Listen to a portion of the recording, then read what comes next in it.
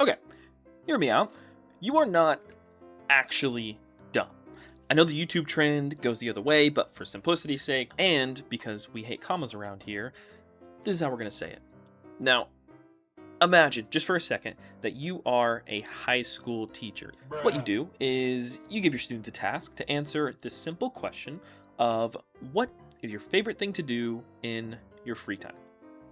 You tell them to write it down on a piece of paper and then turn that paper in. Then you start going over the papers at the end of the day and you read a response that looks a little bit like this.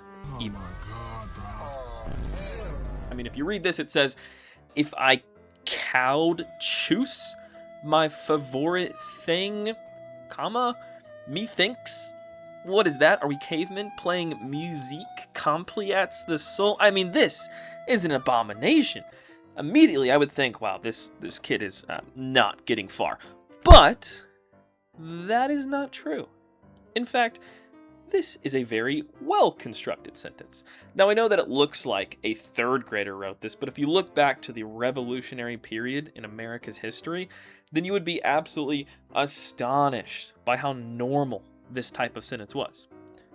I mean, for example, if we just take a look at some of the contemporary letters that were going around back then, you'd be able to see, like, this was just normal talking and writing behavior. So, looking at one of the main guys from the American Revolution, Benjamin Franklin.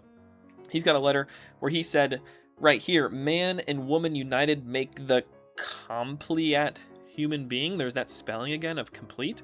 There's another one where he literally says, methinks no reasonable man would hazard.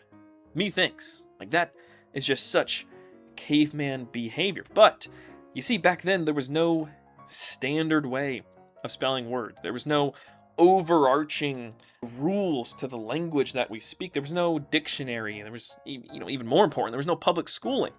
And so really, you would learn to read and write from your parents or from people around you that are local to your community, which would, in that case, cause some very weird ways to spell words. And occasionally, you might misspell some words, missing a letter here or there, but in the end, people knew what you were trying to say, and you knew what other people were trying to say because it was all a local community.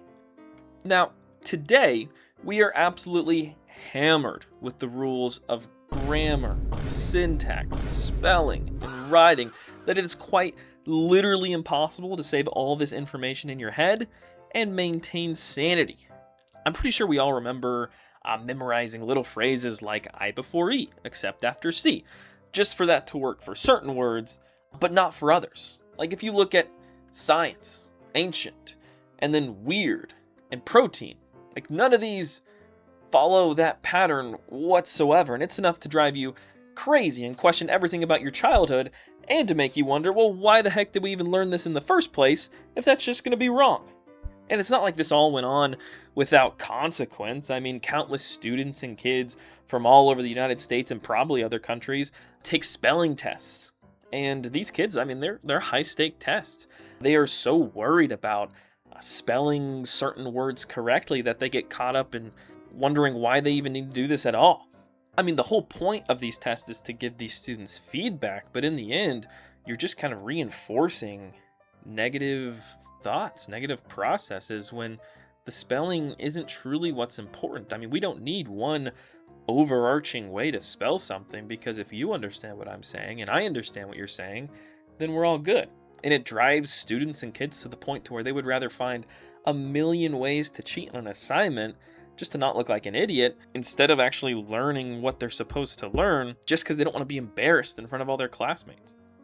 And it just makes me start to wonder, like, what is this all for? Why are we trying to push down this one consolidated way of doing things whenever that's just not natural? And for the most part, the only reason that I see justification for why we've tried so hard to consolidate our language into just like one method of communication is so that there's less misunderstanding, I guess. But that isn't even really true, because so many people today debate about rule changes to English because it's a language that is alive. English is constantly changing and developing because people use it in all sorts of wacky ways. I mean, look at this sentence here. This is literally a full English sentence that just says buffalo, buffalo, buffalo, buffalo, buffalo. And for an even more controversial example, let's look at something that I'm sure nobody has really harsh feelings about: gun control. No, but seriously, if you want to look at a piece of text that so many people disagree on, then look no further than our Constitution of the United States. Now, what I'm going to read in a second is the original, verbatim, word-for-word text of the Second Amendment that directly states, "A well-regulated militia being necessary to the security of a free state, the right of the people to keep and bear arms shall not be infringed." Now, I'm not about to get in on the gun debate, but I just want to use this piece of text specifically because I have found in my adult life that most of the time, when you are arguing with somebody, you are actually not arguing with each other, but more than likely, you both are arguing about something else entirely. So, let's go back to the Second Amendment and look at this from two different perspectives. Now, person one may read this and think, wow, this is so incredibly clear. How could anyone confuse this? This says that we have a right to form a well-regulated militia in the United States and nothing else. We can all get together to form a militia that has lots and lots of regulations, and yep, that is all good with me. No guns. There it is. But then person two comes along and they say, wow, this is incredibly clear. How could anyone confuse this? It literally says, well-regulated militia being necessary to the security of a free state, the right of the people to keep and bear arms shall not be infringed.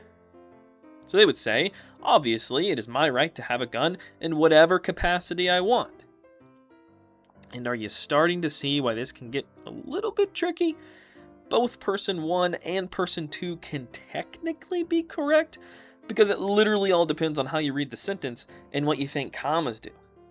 And I mean, there are about 3 too many commas in that sentence, and even without any commas, that sentence would have been confusing to read by itself. But this is what happens when people try to apply our current understanding of grammar and all the rules that comes with it to text that was written a little bit ago. And that is the point. No matter how hard we as a human species try to say that there is only one way to do something and shame others for doing that same something a different way, that is just not how the world works. So no, you are not dumb, actually. We all just have different ways of doing things. So if you go back to the sentence you got as a high school teacher, if I could choose my favorite thing, methinks playing music completes the soul, is actually pretty okay. Yeah, boy!